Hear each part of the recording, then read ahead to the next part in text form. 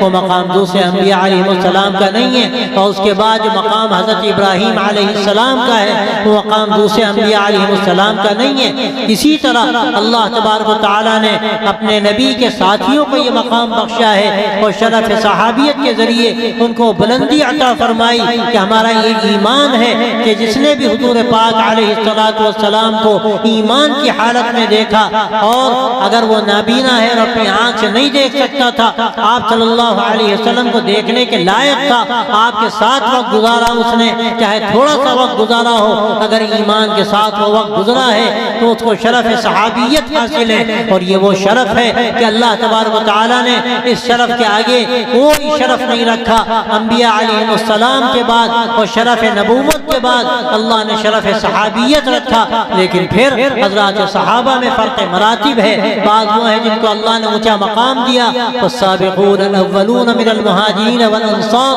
جو سابقین اولین کہلاتے ہیں، ان میں بھی حضرات مہاجرین اور بھی حضرات انصار، ان میں جو اصحاب بدر ہیں، اور پھر اس کے بعد فرق مراتب ہے ان کو جو صلح حدیبیہ میں شریک ہوئے، ان کو بیعت رضوان حاصل ہوئی، اور اس کے بعد وہ سارے حضرات ہیں جو فتح مکہ کے موقع پر اسلام لائے۔ لا یستوی منکم من انفق من قبل الفتح وقاتل اولئک اعظم درجۃ من الذین انفقوا من بعد وقاتلوا وکلا وعد اللہ الحسنى۔ اللہ تبارک و تعالیٰ کا فیصلہ ہے کہ اللہ نے سب کے بارے میں طے کر دیا کہ وہ سب شرف صحابیت کو حاصل کیے ہوئے لوگ ہیں، اللہ نے حسنہ کا فیصلہ ان کے لیے کیا ہے، اور اسی طرح اللہ ان سب سے راضی ہوا جو بھی سابقین اولین کے راستے پر چلے اور اسی پر انہوں نے جان دی، اللہ تبارک و تعالیٰ ان سے راضی ہوا اور وہ اللہ سے راضی ہوئے۔ یہ اللہ کی طرف سے رضا کا جو شرف و تمغہ امتیاز ایک ایک صحابی کو حاصل ہے، یہ ہمارا عقیدہ ہے، اور ہم سمجھتے ہیں کہ صحابی